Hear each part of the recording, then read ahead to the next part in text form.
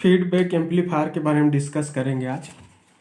Feedback amplifier होता क्या है, कितने टाइप का एम्पलीफायर है, ये सब देखते हैं आज। ठीक है, तो फीडबैक की सीरीज़ को हम आगे बढ़ाएंगे, आज से ही शुरू करेंगे। ज़्यादा लेक्चर नहीं रहेगा, करीब बिल्कुल 8 से 10 लेक्चर में हो जाएगा। आप सिक्वेंसली देखते जाएंगे तभी क्लियर होगा। तो फीडबैक के बारे में देखते हैं। पहले फीडबैक होता क्या है, कितने टाइप का होता है। ठीक है, तो फीडबैक क्या होता है, बेसिकली क्या होता है, एक प्रोसेस है। फीडबैक बेसिकली क्या है, एक प्रोसेस है जिसके थ्रू हम क्या करते हैं, किसी एम्पलीफायर के आउटपुट के कुछ फ्रैक्शन को वापस उसमें इनपुट के फॉर्म में हम देते हैं। क्लियर हुआ। तो feedback is nothing but it is a process of feedback part of output signal is fed back to the input of same amplifier। Clear हुआ। किसी एम्पलीफायर के आउटपुट के कुछ फ्रैक्शन को वापस उसी एम्पलीफायर में इनपुट के फॉर्म में देने का जो प्रोसेस है वही क्या कहलाता है, फीडबैक।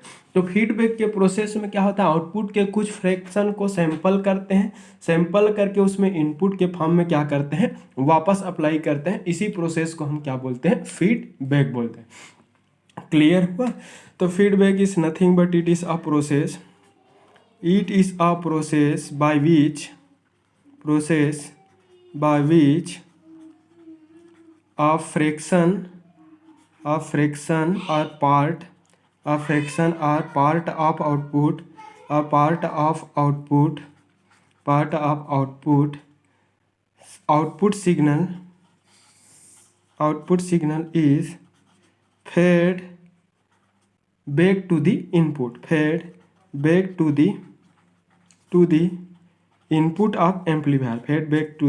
of amplifier। क्लियर हुआ। बेसिकली क्या होता है, फीडबैक ऐसा प्रोसेस होता है जिसमें आउटपुट के कुछ फ्रैक्शन को या फिर आउटपुट के कुछ पार्ट को वापस एम्पलीफायर में इनपुट के फॉर्म में दिया जाता है। ठीक है, तो किसी एम्पलीफायर या फिर किसी सर्किट के आउटपुट के कुछ फ्रैक्शन को वापस इनपुट में देने का जो प्रोसेस है, उस प्रोसेस को क्या बोलते हैं, फीडबैक बोलते हैं। क्लियर हुआ। अब देखो, कोई भी फीडबैक एम्पलीफायर किसी सर्किट में क्या हो सकता है, दो टाइप का इनपुट हो सकता है। एक तो वो इनपुट जो एक्सटर्नली इनपुट सिग्नल के फॉर्म में अप्लाई करते हैं, और दूसरा जो इनपुट जो होता है वो क्या होता है, वह इनपुट सिग्नल जो आउटपुट के कुछ फ्रैक्शन को वापस इनपुट के फॉर्म में दिया जाता है, जिसे हम क्या बोलते हैं, फीडबैक सिग्नल बोलते हैं। ठीक है, तो इस एम्पलीफायर में दो टाइप का सिग्नल होगा, एक आपका इनपुट सिग्नल होंगे और दूसरा जो सिग्नल जो होगा क्या कहलाएगा, feedback signal. In any amplifier circuit, feedback amplifier की अगर बात करेंगे तो in input there are two types of this signal. ठीक है, इनपुट है two signals, first is input signal and second is part of output signal which is fed back to the input. ठीक है, तो आउटपुट का वह भाग जिसे वापस इनपुट के फॉर्म में दिया जा रहा है, वो सिग्नल एक इनपुट सिग्नल की तरह एक्ट करेंगे, और दूसरा आपका सिग्नल जो एक्सटर्नली इनपुट के फॉर्म में दिया जाता है वो सिग्नल है। क्लियर हुआ। तो फीडबैक क्या होता है, बेसिकली फीडबैक एक ऐसा प्रोसेस है जिसमें आउटपुट के कुछ फ्रैक्शन को वापस इनपुट के फॉर्म में दिया जाता है। क्लियर हुआ। ठीक है, अब देखो, फीडबैक में अप्लाइड जो सिग्नल है वो दो तरीके, किसी भी एम्पलीफायर, फीडबैक एम्पलीफायर में दो तरीके से एक सिग्नल होगा। एक जो सिग्नल है वो इनपुट सिग्नल कहलाएगा which is applied externally. Clear हुआ। ये इनपुट सिग्नल है जिसे हम एक्सटर्नली हम उसमें अप्लाई करते हैं, और दूसरा जो सिग्नल जो होता है वो क्या होता है, फीडबैक सिग्नल। और ये फीडबैक जो सिग्नल होता है basically it is nothing but it is a part of output signal. Second जो सिग्नल होता है वो फीडबैक सिग्नल होता है, and this signal is nothing but it is a fraction और part of output signal which is fed back to the input of amplifier. Clear हुआ। तो किसी भी फीडबैक एम्पलीफायर में दो तरीके से सिग्नल हो सकता है, होता है, एक एक्सटर्नली अप्लाइड इनपुट सिग्नल और दूसरा जो सिग्नल है वो फीडबैक सिग्नल कहलाता है। फीडबैक सिग्नल किसको बोलते हैं, वह सिग्नल जो आउटपुट के कुछ फ्रैक्शन को वापस इनपुट के रूप में उसमें हम अप्लाई करते हैं। क्लियर हुआ? तो इनपुट सिग्नल और फीडबैक सिग्नल की फेस के उसकी कैरेक्टरिस्टिक्स के बेसिस पर फीडबैक का प्रोसेस है वो दो तरीके से होता है। On the nature of this two, दोनों की फेस रिलेशन के बेसिस, दोनों की फेस रिलेशन के बेसिस पर फीडबैक का प्रोसेस है वो दो तरीके से। कैसे है? फीडबैक फीडबैक का प्रोसेस दो तरीके से होगा। एक तो आपका क्या है, पॉजिटिव फीडबैक होंगे, एक है वो पॉजिटिव फीडबैक प्रोसेस कहलाएगा। पॉजिटिव फीडबैक, तो पॉजिटिव फीडबैक प्रोसेस में क्या होता है, व्हेन जब external applied input AC signal और फीडबैक सिग्नल है वो दोनों क्या हो, सेम फेस में हो। क्लियर हुआ? When externally applied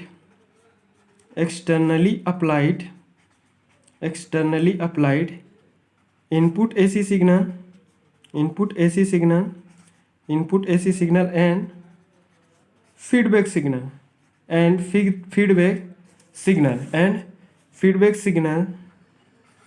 and feedback signals are in same phase। जब भी अप्लाइड इनपुट एसी सिग्नल और फीडबैक जो सिग्नल है वो दोनों क्या हो, सेम फेस में होता है, तो वह फीडबैक प्रोसेस क्या कहलाएंगे, पॉजिटिव फीडबैक प्रोसेस। ठीक है, जैसा कि अगर हम उसके वेव फॉर्म के बारे में अगर शो करें, अगर फीडबैक के अगर सेम फेस पोलैरिटी की बात करेंगे, ऐसा मान लिया जाए आपका ये इनपुट सिग्नल है, सपोज ये आपका क्या इनपुट सिग्नल है, ये एक्सटर्नली अप्लाइड बोलते हैं, वो एक्सटर्नली अप्लाइड इनपुट सिग्नल है, और सपोज हम यहाँ पर ये हमारा क्या है, फीडबैक सिग्नल, ये वाला जो सिग्नल है वो क्या है, फीडबैक सिग्नल। ठीक है, तो देखो दोनों जो सिग्नल है वो एट ए टाइम, इसको 0 पाई, ये 2 पाई दे देते हैं, ये 0 पाई, ये 2 पाई, ये ओमेगा टी एक्सिस दे देते हैं इसको। अब देखो ये दोनों सिग्नल्स को देखने से क्या पता चल जा रहा है कि ये दोनों सिग्नल है वो 0 से पाई ड्यूरेशन के लिए दोनों सिग्नल की नेचर पॉजिटिव है, और पाई से 2 पाई ड्यूरेशन के लिए दोनों सिग्नल की नेचर क्या है, निगेटिव। तो दोनों जो सिग्नल्स है वो एट ए टाइम पॉजिटिव हो रहा है, और उतने ही टाइम ड्यूरेशन तक पॉजिटिव है, और उतने ही टाइम ड्यूरेशन तक क्या है वो निगेटिव है। तो ये दोनों सिग्नल क्या कहलाएंगे, सेम फेज। तो जब किसी एम्पलीफायर में external applied input AC signal और फीडबैक सिग्नल है वो दोनों सेम फेस में होते हैं, तो उस फीडबैक प्रोसेस को हम क्या बोलते हैं, पॉजिटिव फीडबैक प्रोसेस कहते हैं। बेसिकली फीडबैक का प्रोसेस है वो दो तरीके से होता है, एक पॉजिटिव और दूसरा निगेटिव। पॉजिटिव फीडबैक प्रोसेस का यूज जनरली एडिटिव नेचर का होता है, ऑक्सिलेशन का होता है, ऑक्सिलेशन नेचर हो जाता है। तो इस पॉजिटिव फीडबैक प्रोसेस का यूज ओनली सिर्फ और सिर्फ किस में यूज होता है, इट इज यूज्ड इन ऑक्सिलेटर्स। ठीक है, तो ऑक्सिलेटर में ऑक्सिलेशन पर्पस के लिए, प्रॉपर सिग्नल की जनरेशन पर्पस के लिए हम किसका यूज करते हैं, पॉजिटिव फीडबैक। तो कॉम्पिटिटिव एग्जाम में जब भी एमसीक्यू क्वेश्चन पूछता है पॉजिटिव फीडबैक के बारे में, तो सामने वाला यही बोलता है कि पॉजिटिव फीडबैक प्रोसेस का यूज कहाँ पर होता है। तो पॉजिटिव फीडबैक प्रोसेस का यूज एम्पलीफायर में यूज नहीं करते, क्योंकि ये ऑक्सिलेशन नेचर का होता है। इस कारण इसका ऑलवेज जो यूज होता है ऑक्सिलेशन नेचर होने के कारण सिर्फ और सिर्फ पॉजिटिव फीडबैक प्रोसेस का यूज ऑक्सिलेटर में होता है। क्लियर है? नेक्स्ट आपका फीडबैक प्रोसेस है वो निगेटिव फीडबैक है। नेक्स्ट फीडबैक प्रोसेस क्या है, निगेटिव फीडबैक। दूसरा क्या होता है, negative feedback process. Negative feedback process, एक पॉजिटिव फीडबैक प्रोसेस। एक फीडबैक का क्लासिफिकेशन किस बेसिस पर कर रहा हूँ, on the basis of nature और phase relationship between applied input AC signal and feedback signal. तो फीडबैक सिग्नल और इनपुट सिग्नल की फेस रिलेशन के बेसिस पे फीडबैक दो टाइप, एक पॉजिटिव और दूसरा निगेटिव। अब निगेटिव फीडबैक प्रोसेस के बारे में देखते हैं जो कि हमारे सिलेबस में है। When applied input AC signal, applied input AC signal, externally जो हम इनपुट एसी सिग्नल अप्लाई करते हैं वो, एंड फीडबैक सिग्नल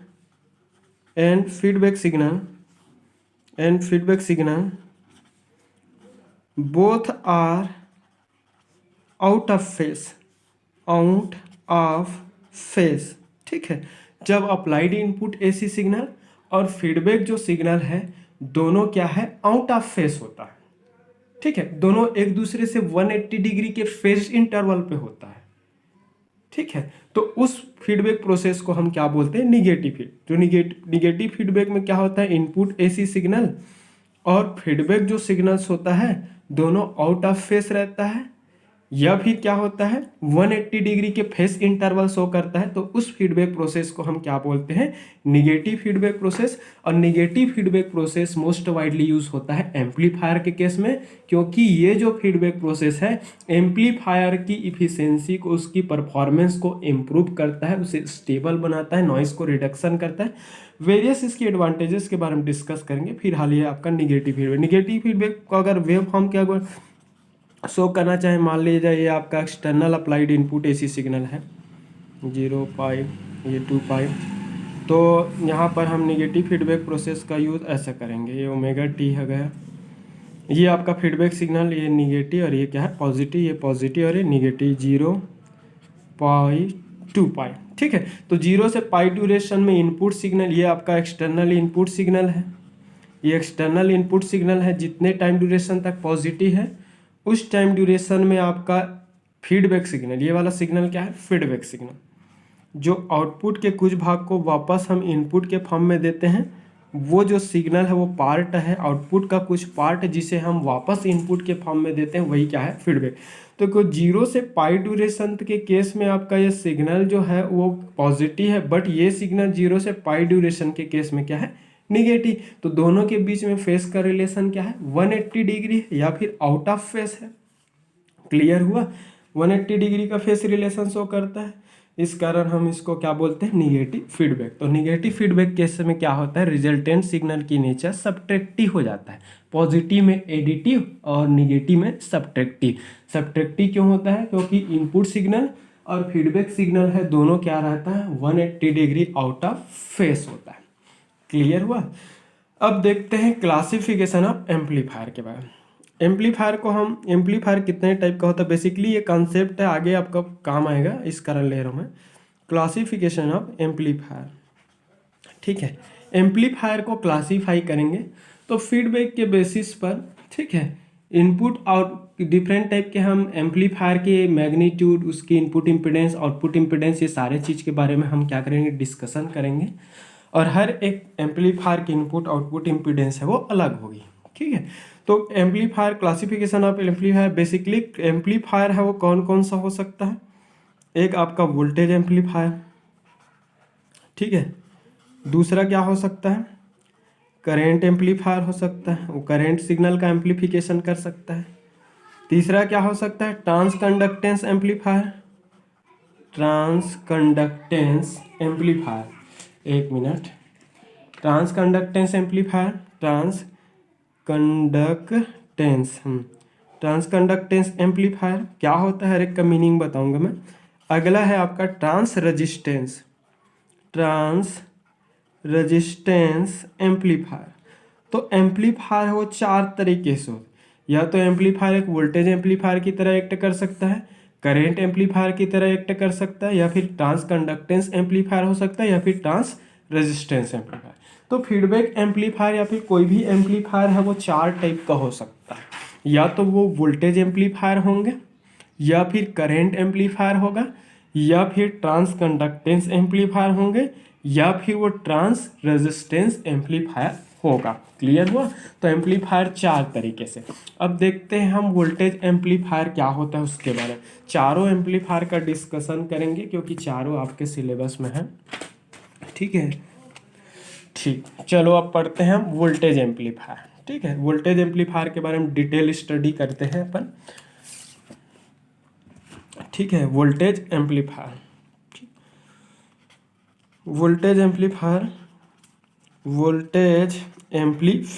तो वोल्टेज एम्पलीफायर क्या होता है, बेसिकली ऐसा एम्पलीफायर सर्किट होता है जो इनपुट वोल्टेज के प्रोपोर्शनल आउटपुट वोल्टेज प्रोवाइड करता है। It is a amplifier which provides output voltage signal in proportional of input voltage signal. Clear हुआ। अगर थ्योरेटिकली लिखोगे तो क्या लिखोगे, it is a amplifier circuit, पूरा लिखना आप, मैं शॉर्ट कर, it is a amplifier circuit which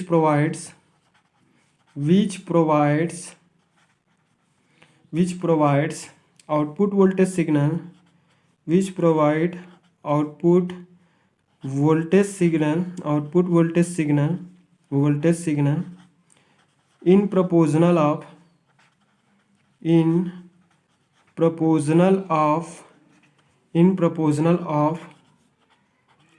voltage signal in proportional of input voltage signal। Clear हुआ? तो वोल्टेज एम्पलीफायर क्या होता है?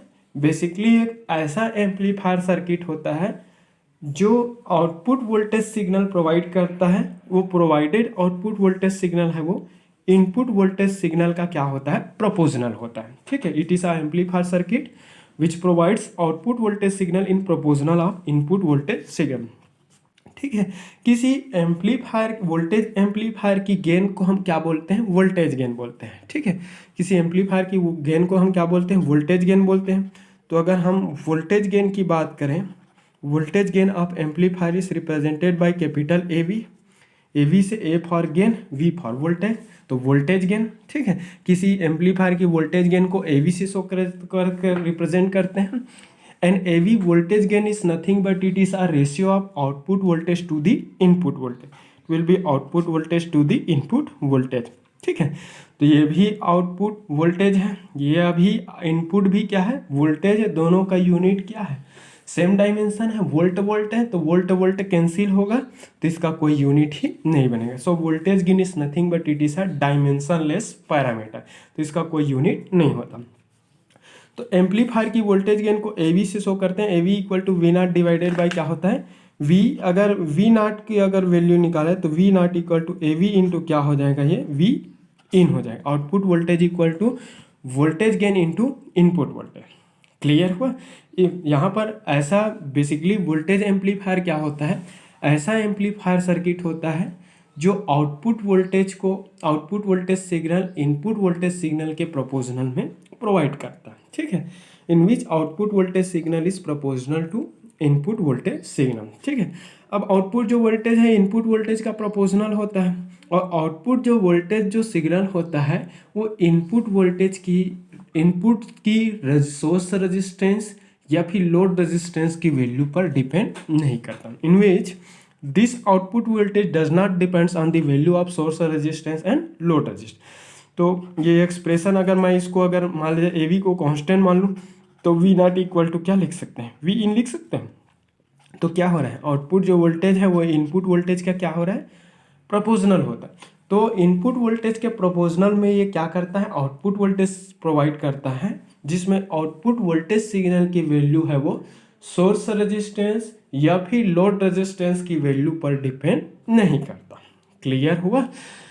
अब देखो, अगर मान लिया जाए मैं इसकी सर्किट अगर बनाना चाहूँ वोल्टेज एम्पलीफायर का, तो कोई भी वोल्टेज एम्पलीफायर का जो सर्किट है वो एक थेवेनिन सर्किट होता है, थेवेनिन इक्विवेलेंट सर्किट होता है।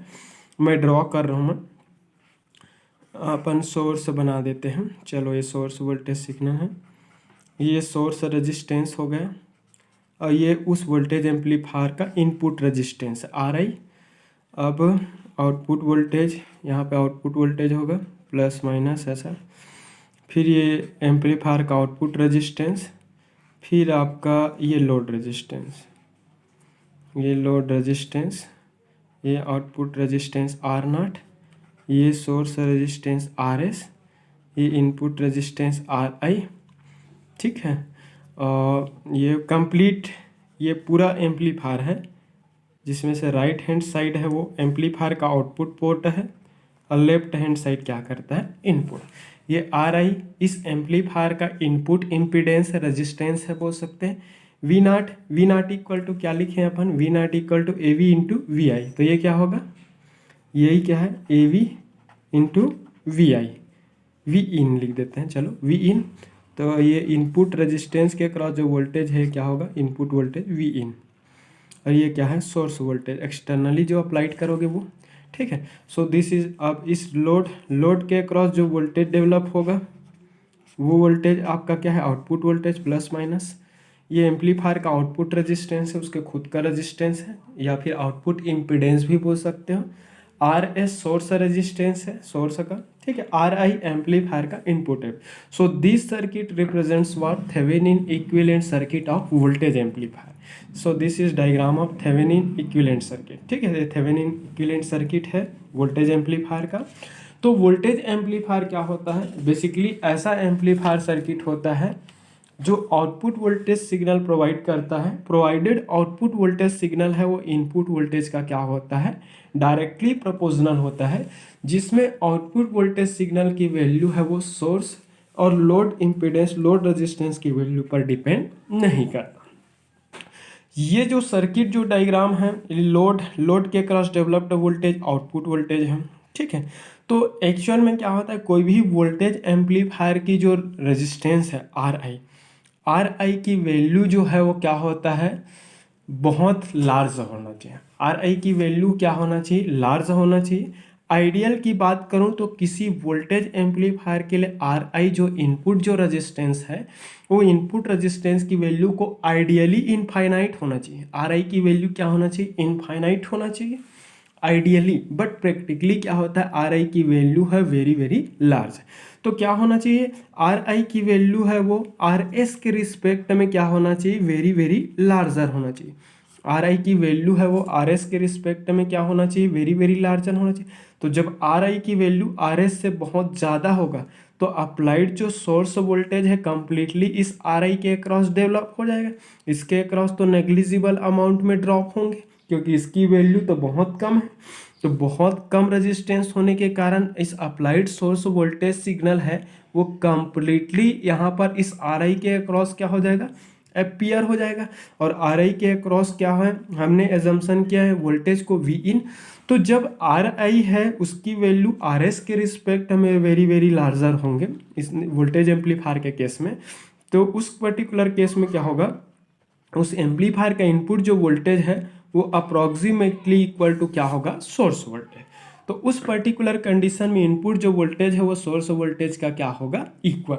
That means applied external input AC signal है वो कंप्लीटली इस सर्किट के इनपुट पोर्ट पर इनपुट रेजिस्टेंस के अक्रॉस क्या हो जाएंगे, अपीयर हो जाएंगे। तो उस केस में इसके अक्रॉस डेवलप्ड वोल्टेज वी इन है वो ऑलमोस्ट इक्वल टू हो जाएगा वी एस। अभी सिर्फ और सिर्फ अब वोल्टेज एम्पलीफायर का बात कर रहे हैं ना, तो इस वोल्टेज एम्पलीफायर के केस में आर आई की वैल्यू है वो क्या होता है, आर एस के रिस्पेक्ट में क्या होता है, वेरी वेरी लार्ज होता है। तो उस पर्टिकुलर केस में क्या होता है, अप्लाइड इनपुट जो वोल्टेज जो है वी इन है वो क्या हो जाता है, कंप्लीटली आर आई के क्रॉस अपीयर हो जाता है। तो वी इन की वैल्यू क्या हो जाता है, वी एस का इक्वल। तो जब V in approximate equal to V S हो जाता है तो output voltage A V equal to क्या होगा, उस पर्टिकुलर ए वी इंटू क्या लिखा है, वी इन। अब वी इन की value approximate equal to V S हो रहा है तो वी नॉट क्या हो जाएगा, approximately equal to A V into क्या होगा, V S for this amplifier, ठीक है। तो इस एम्पलीफायर के केस में आउटपुट जो वोल्टेज जो है वो क्या होगा, approximately equal to A V into क्या होंगे, वी एस। अभी जितना एजम्पशन कर रहे सारा वोल्टेज एम्पलीफायर के लिए है ना। तो वोल्टेज एम्पलीफायर के केस में क्या होता है, उस एम्पलीफायर की इनपुट रेजिस्टेंस की वैल्यू को एम्पलीफायर की सोर्स रेजिस्टेंस से क्या होना चाहिए, S possible as very very large होना चाहिए। जब आर आई की वैल्यू वेरी वेरी लार्ज होगा तो अप्लाइड जो सोर्स वोल्टेज है कंप्लीटली इस आर आई के अक्रॉस क्या हो जाएंगे, अपीयर हो जाएंगे, एब्जॉर्ब हो जाएगा। आर एस के अक्रॉस वोल्टेज की वैल्यू बहुत ही नेग्लिजिबल होगा, क्लियर होगा। तो उस पर्टिकुलर केस में वी इन जो वोल्टेज है सोर्स वोल्टेज का इक्वल हो जाएंगे। और वी इन जब सोर्स वोल्टेज का इक्वल हो जाएगा तो आउटपुट जो वोल्टेज है वो क्या है, ए वी इंटू क्या हो रहा है, वी एस। ए वी अगर कांस्टेंट मालूम तो output voltage directly proportional to what हो रहा है, सोर्स वोल्टेज, क्लियर हुआ। अगेन हम वोल्टेज एम्पलीफायर के लिए दूसरा एजम्पशन कि इस एम्पलीफायर के केस में आर नॉट की जो वैल्यू है, आर नॉट की वैल्यू को भी एस पॉसिबल एस क्या होना चाहिए, लोड रेजिस्टेंस के रिस्पेक्ट में क्या होना चाहिए, बहुत ही कम। देखो इधर बता देता ध्यान, R not output resistance of amplifier. तो आर नॉट की वैल्यू को as possible as very very small R lesser than R L, या फिर इसको बोल सकते हैं R L very very greater than R not. तो जब आर नॉट के क्रॉस आर नॉट रेजिस्टेंस की वैल्यू बहुत कम रहेगा तो उस पर्टिकुलर केस में क्या होंगे, आर नॉट के अक्रॉस कोई वोल्टेज डेवलप बहुत ही नेग्लिजिबल अमाउंट में वोल्टेज इसके अक्रॉस ड्रॉप होगा। तो ये ऑलमोस्ट ये जो पूरा जो वोल्टेज है, आउटपुट जो वोल्टेज है वो किधर ट्रांसफर हो जाएगा, लोड के क्रॉस एम्पियर हो जाएंगे। ठीक है, तो किसी भी एम्पलीफायर का जो आउटपुट, जो वोल्टेज एम्पलीफायर का आउटपुट रेजिस्टेंस है और नॉट, उसकी वैल्यू को लोड के रिस्पेक्ट में क्या होना चाहिए, बहुत ही कम होना चाहिए, ताकि पूरा जो वोल्टेज है वो क्या हो सके, यहाँ से लोड के क्रॉस है वो एम्पियर हो सके। क्लियर हुआ। तो कोई भी आइडियल अगर वोल्टेज एम्पलीफायर की बात करें तो आइडियल वोल्टेज एम्पलीफायर में, for ideal voltage amplifier MCQ question बन सकता है इससे, आइडियल वोल्टेज एम्पलीफायर में आर आई इनपुट जो रजिस्टेंस, आर आई को क्या बोलते हैं, input resistance of voltage amplifier, input resistance of voltage amplifier, V A मतलब वोल्टेज एम्पलीफायर। तो आर आई की वैल्यू को आइडियली क्या होना चाहिए, इनफाइनाइट होना चाहिए। आर आई जब इनफाइनाइट है, आर आई की वैल्यू जब इनफाइनाइट है तो ये पूरा सोर्स वोल्टेज इस आर आई के अक्रॉस क्या हो जाएगा, एम्पियर हो जाएगा। तो आर आई क्या होगा, इनफाइनाइट है तो अप्लाइड सोर्स वोल्टेज है वो क्या होंगे, पूरा आर आई के अक्रॉस एम्पियर हो जाएंगे। तो आइडियल वोल्टेज एम्पलीफायर के केस में आर आई की वैल्यू क्या होना चाहिए, इनफाइनाइट, एम्पलीफायर का इनपुट इम्पीडेंस इनफाइनाइट होना चाहिए।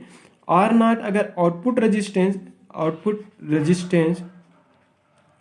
जो रेजिस्टेंस है R not, output resistance R not की वैल्यू क्या होना चाहिए, जीरो।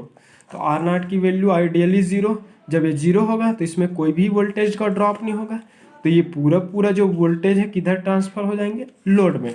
तो ये दो पॉइंट हमेशा याद रखेंगे। आर वोल्टेज एम्पलीफायर के केस में आर आई की वैल्यू आइडियली इनफाइनाइट और आइडियली आर नॉट की वैल्यू क्या होना चाहिए, जीरो। बट प्रैक्टिकल वे में अगर बोला जाए तो practically R I should be very larger than R S and V in approximately equal to V S.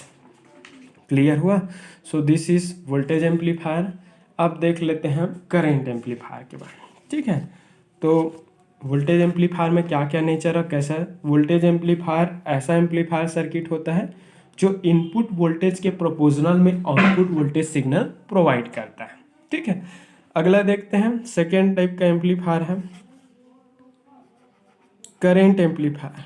Current definition से ही सर्किट बनेगा, मैं बता रहा हूँ आप लोगों को, देखना कैसे बनाते हैं। करेंट एम्पलीफायर, दूसरा एम्पलीफायर क्या है, current amplifier. Basically current amplifier क्या होता है, ऐसा एम्पलीफायर सर्किट होता है जो in output current signal provide करता है in proportional of input current signal. It is a amplifier circuit which provides output current signal in proportional of input current signal। ठीक है, तो इनपुट करंट के respect में इनपुट करंट के proportional में जो आउटपुट करंट सिग्नल प्रोवाइड करता है उस एम्पलीफायर को क्या बोलते हैं, current amplifier. So it is a amplifier circuit which provides output current signal, which provides output current signal in proportional of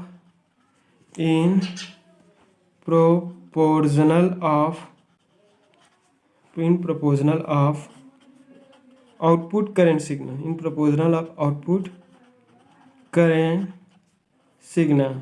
तो जो output it is a amplifier circuit which provide output current signal in proportional, output के proportional नहीं, input current. ठीक है, तो input current signal के proportional में जो आउटपुट करंट सिग्नल प्रोवाइड करता है ऐसे एम्पलीफायर को हम क्या बोलते हैं, करंट एम्पलीफायर। मतलब इसमें आउटपुट सिग्नल भी करंट सिग्नल है, इनपुट सिग्नल भी करंट सिग्नल है, क्योंकि आउटपुट करंट सिग्नल को इनपुट करंट के प्रोपोर्शनल में प्रोवाइड करता है। मतलब सीधी सी बात पता चल गया कि आउटपुट सिग्नल भी करंट है और इनपुट सिग्नल भी क्या है, करंट है। ठीक है, so gain of amplifier, current amplifier is represented by A I, it is current gain. A I is nothing but it is a current gain. तो गेन का मतलब आउटपुट अपॉन इनपुट होता है।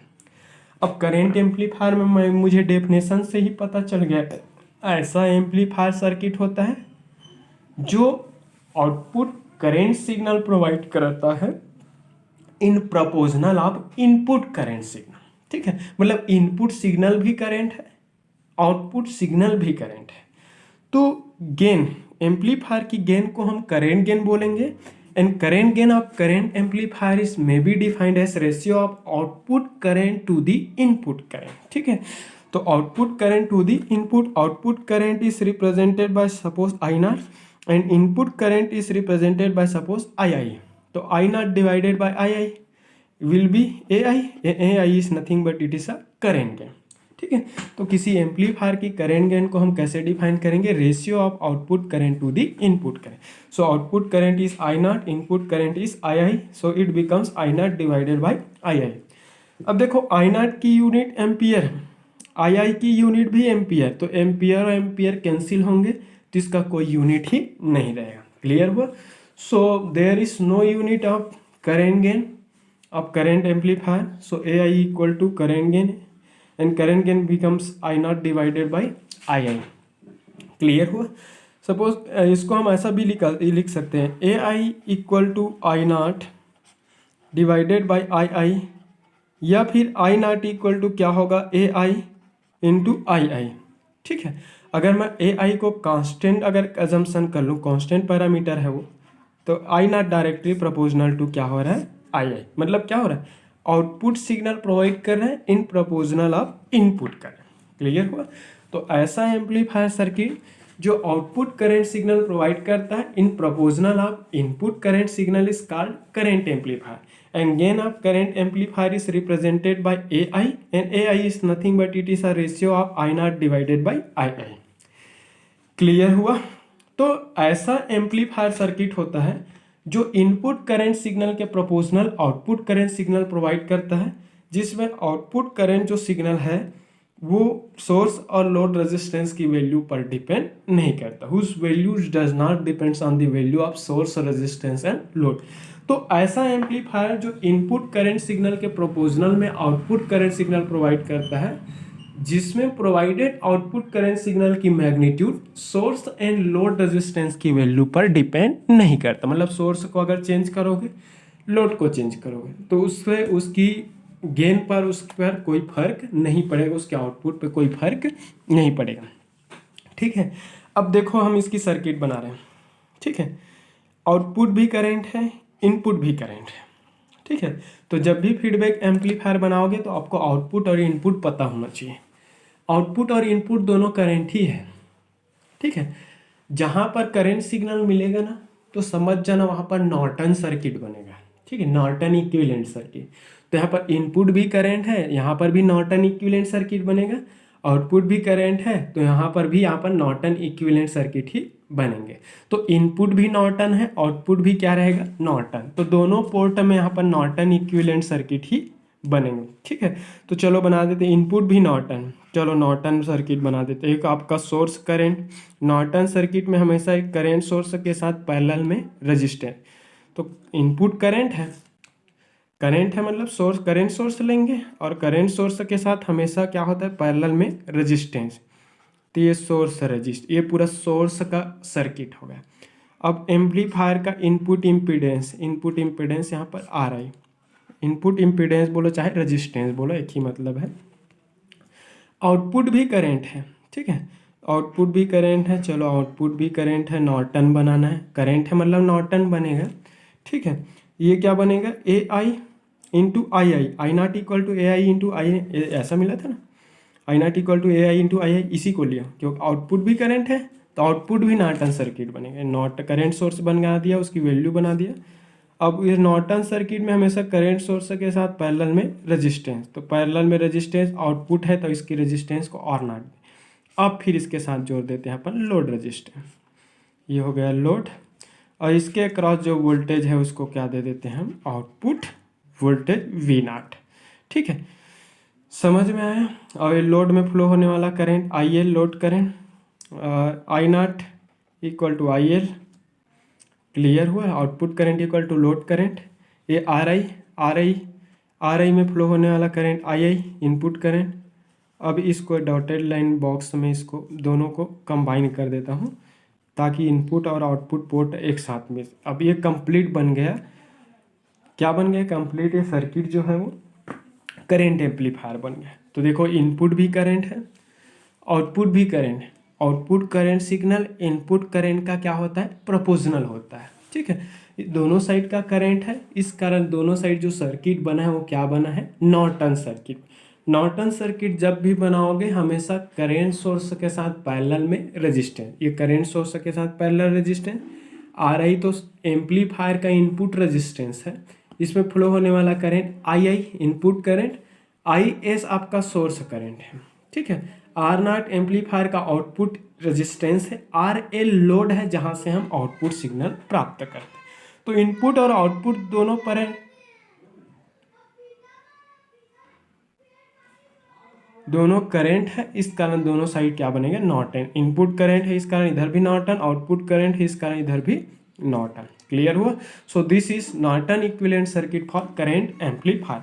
अब देखो करंट एम्पलीफिकेशन के लिए क्या होना चाहिए, करंट एम्पलीफिकेशन के लिए क्या होना चाहिए, जो आर आई है एम्पलीफायर का इनपुट रेजिस्टेंस आर आई की वैल्यू को as possible as very very small lesser than R S होना चाहिए।